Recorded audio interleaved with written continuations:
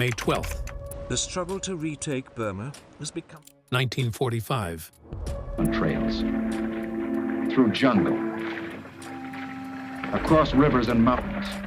Deep in the Burmese jungle, a small forward trench faced a terrifying sound. Hundreds of Japanese soldiers creeping through the dark. When grenades rained down, Rifleman Lakhiman Gurung hurled them back until one exploded in his hand, ripping away fingers and blinding one eye. Wounded and alone, he lifted his rifle and fought for 4 hours, stopping the assault by himself. Tonight, we uncover how one Gurkha turned a trench into a graveyard in World War II. Subscribe for more forgotten heroes. High in the rugged hills of western Nepal, the village of Dakhani clung to the slope like a stubborn patch of earth. Winters were harsh, summers were humid, and every family worked the soil with the knowledge that harvests rarely met their hunger. In 1917, into a wooden home with mud-plastered walls, a child named Lakhiman Gurung opened his eyes to a world where survival meant labor, grit, and silence. There was no luxury in the mountains. Boys learned early that hands cracked, backs bent, and hopes stayed small. But Nepalese villages whispered a different escape, one forged in steel. For over a century, Gurkha soldiers served the British crown, earning a mythic reputation for fearlessness. The curved kukri blade they carried became a symbol so feared that enemies often surrendered rather than face it up close. Children in Dakhani grew up hearing names of Gurkha heroes like prayers. Stories told around cooking fires about men who carved valor into foreign soil and returned home as legends. For poor families, the army meant more than glory. It offered pay, steady meals, and respect. And respect mattered in remote villages where status was currency. Young Lakhiman watched older boys return in crisp uniforms, their boots polished, their posture hardened. He saw fathers salute them, mothers weep with pride. Inside him, something new formed, something stronger than poverty. Yet there was one problem. The Gurkhas required height, strength, and broad shoulders. And as Lakhiman grew through adolescence, time revealed a bitter truth. He would stop just shy of the expected height. At only 4 feet 11 inches, villagers shook their heads. Too small, they murmured. Too short to fight. Still, whenever he passed a recruiting officer or heard rumors of selection camps, his eyes narrowed with quiet fire. He practiced with sticks, mimicking rifle drills he'd only imagined. He gripped makeshift blades, swinging them until blisters became scars. Some laughed. He trained harder. Others doubted. He stayed silent. The slogan of the Gurkhas drifted through his mind like a mantra. Better to die than live a coward. While the world drifted toward global war, the hills of Nepal forged a young man who refused to let size measure courage. Because in those mountains, strength wasn't found in bones. It was born in will. By the time Lakhiman reached his early 20s, the world was unraveling. Europe had been swallowed by Nazi blitzkrieg, cities burned under Luftwaffe raids, and whole nations collapsed in weeks. Far across the oceans, Japan expanded a violent empire through China, Southeast Asia, and the Pacific. Britain was stretched thin. Every regiment was needed. Every rifle mattered. Height charts, once strict and proud, suddenly looked negotiable. In 1940, British recruiters arrived again in Nepal, their trucks grinding up mountain roads. They set up camps, tested endurance, measured strength, and scanned the hopeful faces of hundreds of young men. The Gurkha selection process remained punishing. Uphill sprints carrying sandbags, marksmanship drills, survival tests, and inspections that could end a dream with one raised eyebrow. But that year, something changed. Quietly, without ceremony, enlistment standards loosened. A global war had no patience for perfect measurements. When Lachman stepped forward, villagers watched. Some whispered pity, others muttered doubt. His height was still short of requirement, yet hunger for soldiers overshadowed tape measures. Recruiters studied his frame, saw his wiry strength, noticed the intensity behind his eyes, and nodded. Just like that, the boy too small for the legend was accepted into it. He marched off wearing borrowed boots that sloshed around his ankles, leaving behind farmland and obligation. Training began in the humid plains of India under British command. Days were long, nights were short. Recruits learned how to strip a rifle blindfolded, how to march through rain that never stopped, how to distinguish enemy camouflage from jungle shadow. The Lee Enfield rifle became an extension of arm and instinct. Smooth bolt, heavy kick, precious rounds. Veteran Gurkha instructors drilled discipline into bone. Fire at what you can see. Charge what you cannot. Recruits repeated mantras until they stuck deeper than fear. They learned the kukri draw, swift, downward, final. They studied ambush tactics, night infiltration, and close quarters combat, where mercy did not exist. British officers quickly realized something unnerving. Small stature meant nothing in a trench. In the jungle, agility trumped brawn. And when it came to courage, Gurkhas possessed a reservoir most armies never saw. By the time World War II widened into Burma, Lachman was no longer a village boy. He was a hardened rifleman of the 4th Battalion, 8th Gurkha Rifles, lean, lethal, molded by hardship. Friends noticed he never talked much. He only trained, watched, and waited. The world was about to discover that the smallest man in the regiment carried one of its largest hearts. When Lachman's battalion reached Burma, the jungle became their first enemy. Thick vines choked trails, rain turned every path to slime, and insects swarmed like smoke. Weapons rusted overnight, boots rotted in days. It was a battlefield that punished the unprepared long before bullets arrived. Japanese forces had held Burma for years, defending it with brutal efficiency. Their soldiers moved silently through trees, attacked at night, and launched sudden charges with terrifying discipline. Their reputation for refusing to surrender spread dread across Allied units. Prisoners were rare. Survivors were rarer. The Gurkhas adapted quickly. They learned to fight in darkness, to fire at movement rather than shape, to strike first when whispers rustled in bushes. Their curved kukri blade wasn't just a weapon, it was a psychological threat. Japanese patrols feared the flash of steel inches from their throats. Disease became another opponent. Malaria weakened entire platoons. Dysentery drained energy faster than combat. Food went scarce. Soldiers chewed stale biscuits and hoped for tea. Ammo became precious. Every bullet mattered. Allied command pushed forward to retake the country and cut off Japanese supply lines. Every ridge, riverbank, and farm became contested ground. The Japanese retreated south, fighting bitterly as they fell back. Cornered units struck out like panicked animals, ambushing posts to carve a path to safety.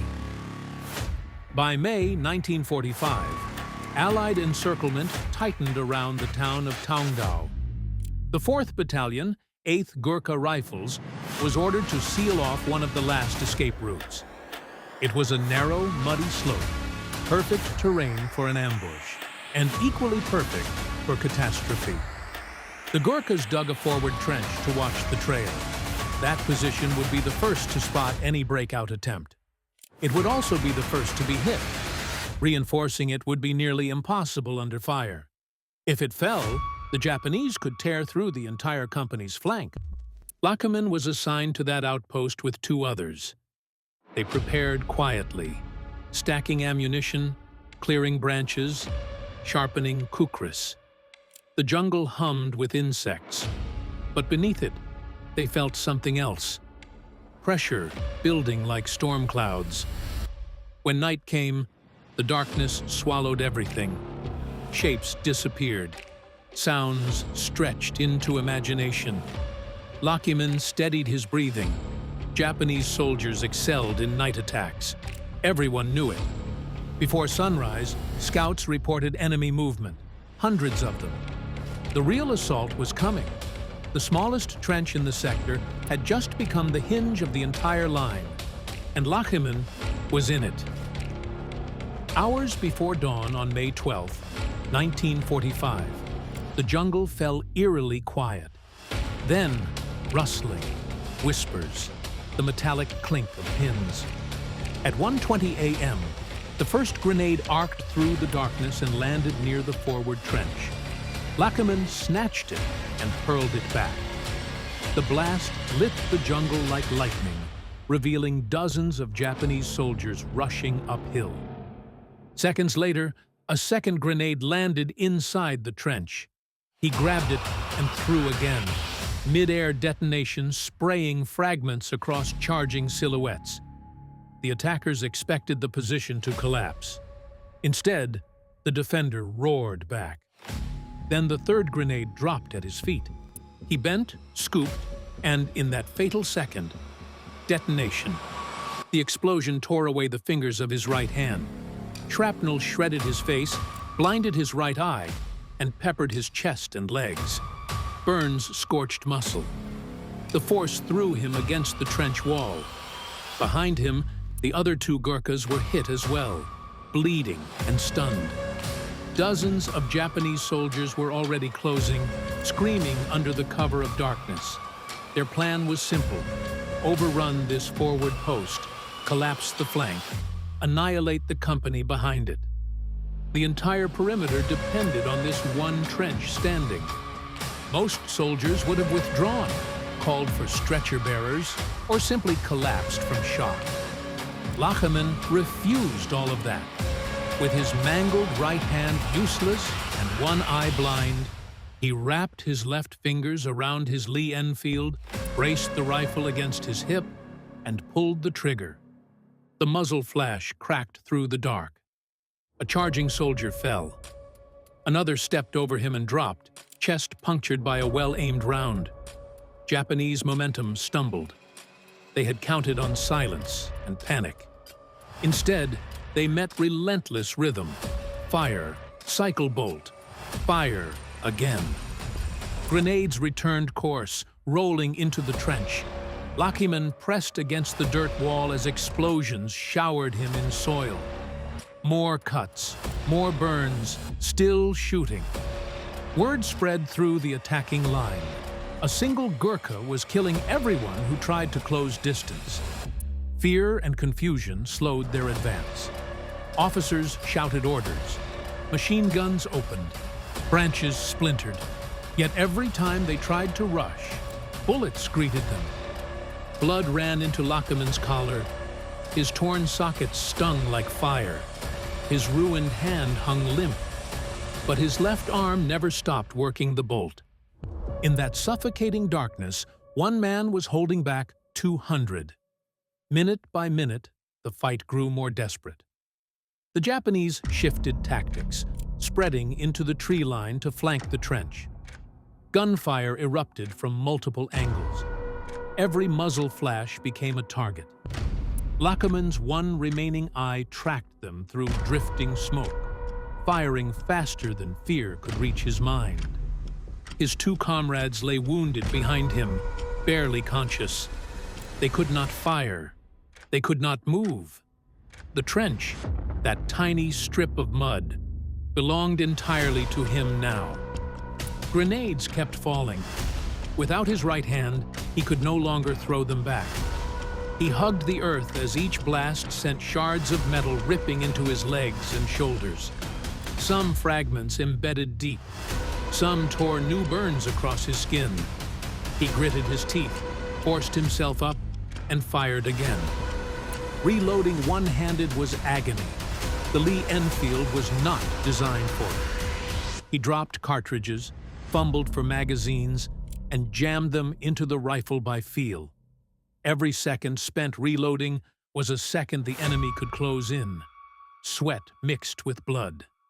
His vision blurred, but he adapted, building a rhythm where none should exist. The Japanese rushed again. Bodies piled near the trench.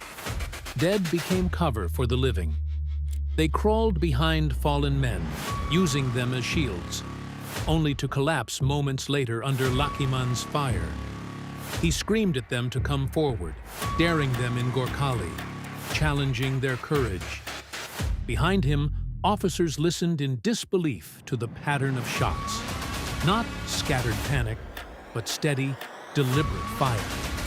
They could not reach him. Anyone who tried would be cut down by crossfire. So the forward trench remained alone, yet unbroken. Around 3 a.m., the Japanese regrouped for a coordinated push. Machine guns sprayed the perimeter. Riflemen charged low, hoping numbers would overwhelm the lone defender. Lakiman's shoulder hammered against the stock. The rifle bucked again and again, muzzle flash dancing like a heartbeat. Soldiers fell in clusters. Screams cut through the jungle. Momentum died. Finally, the assault faltered. The attackers pulled back into the trees, gasping, terrified of a trench that refused to fall. Lakiman knelt in silence, rifle trembling in his left hand, blinking through blood.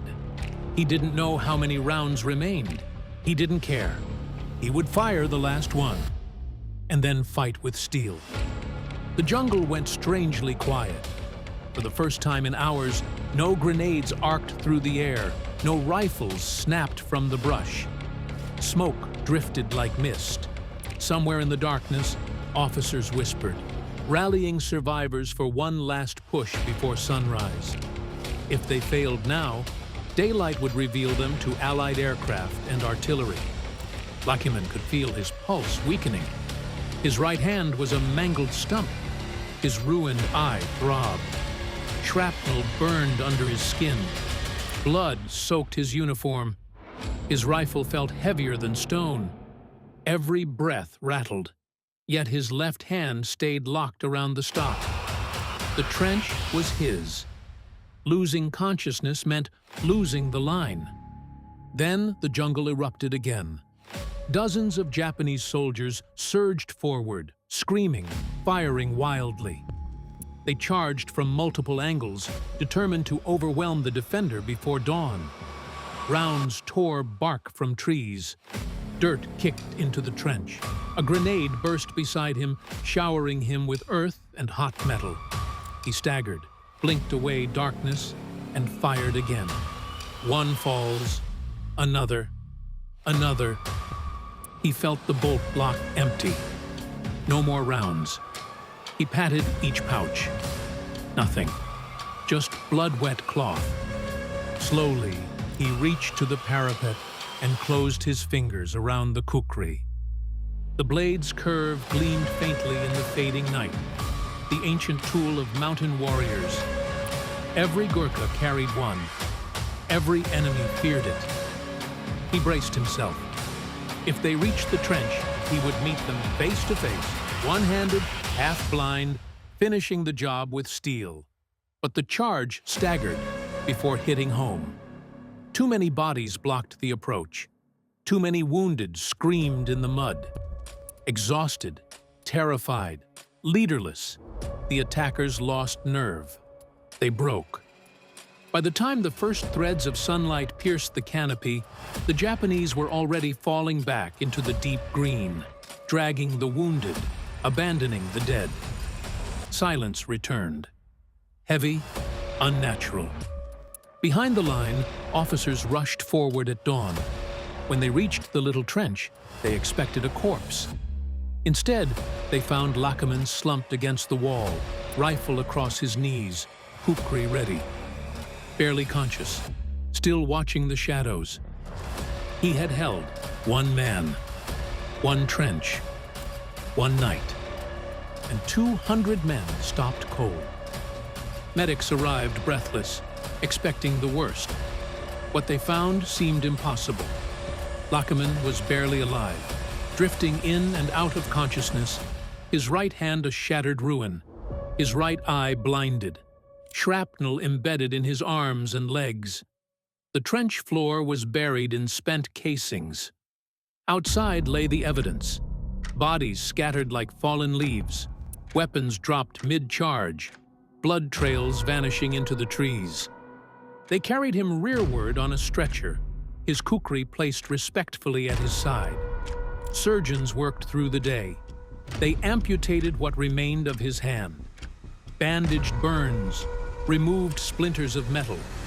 They fought infection, shock, and blood loss. Any other man would have died before sunrise. Lakiman survived through sheer stubbornness, a trait the Gurkhas considered sacred. When word spread through the unit, disbelief turned to awe. Officers walked the battlefield. They counted 31 dead bodies within yards of his trench, and dozens more trails leading deeper into the jungle. Every corpse had been hit at close range. No stray luck, no machine gun nest, just one rifle, fired by one man, with one hand. Reports moved up the chain of command in stunned tones. Company, battalion, brigade, headquarters. Generals traced the outlines of the night's chaos and understood. That forward trench was the hinge of the whole perimeter. If it fell, 2 companies would have been rolled up. Hundreds might have died. The line would have broken in cascading disaster. Instead, it held. The British High Command reviewed the case. Witnesses confirmed details. Ammunition counts aligned. Battlefield inspection proved the scale. There was no doubt. The recommendation reached London. Victoria Cross, the highest award for valor anyone under the Crown could receive. While the paperwork traveled oceans, Lakiman lay in hospital beds. His stump healed. His empty socket was covered. Nurses learned his humor. Dry, quiet, and disarmingly gentle. He asked not for medals, but for news of his company. Months later, when he learned he would be decorated, he simply nodded. "I only held my position," he said. To him, it was duty. To the world, it was something far greater. The night one soldier stopped an army. When the guns finally fell silent and the war staggered to its end, Lakiman returned to a world that no longer resembled the jungle he had survived. Villages in Nepal greeted him not with parades, but with quiet reverence. Families whispered his name as he passed. Children stood straighter when they saw the empty sleeve folded neatly against his uniform. To them, he was living proof that legends weren't just stories. Yet life after war was not heroic. It was ordinary and difficult. Farming with one hand was agony. Tools slipped. Crops failed. Jobs were scarce. Many nights, bandages soaked through before dawn. Dreams dragged him back to that trench again and again. Flashes of grenades, ringing ears, screams swallowed by jungle darkness. His wife watched him wake in cold sweat, staring into a world only he could see. The small pension he received wasn't enough to support his family. Like many Gurkha veterans, he struggled quietly. There were no cameras to capture his hardship, no newspapers to record his hunger. Only neighbors who saw a hero carrying buckets of water in the rain. Still, he never complained. When asked if he regretted anything, he answered softly, "No, my men lived." Decades later, Britain remembered. Invitations arrived for parades and remembrance ceremonies. He stood alongside generals and statesmen, a small man with a missing hand. Yet every soldier who approached him saluted first. They knew what the Victoria Cross meant. They knew what he had endured. In London, Queen Elizabeth II spoke to him. He bowed, modest, eyes lowered. He was honored, but remained humble. Fame was never his pursuit. Back home, Gurkha youths visited to hear his story. They sat cross-legged in dusty courtyards as he spoke quietly about duty, discipline, and never surrendering. He never boasted. He simply told them, "When you stand for all."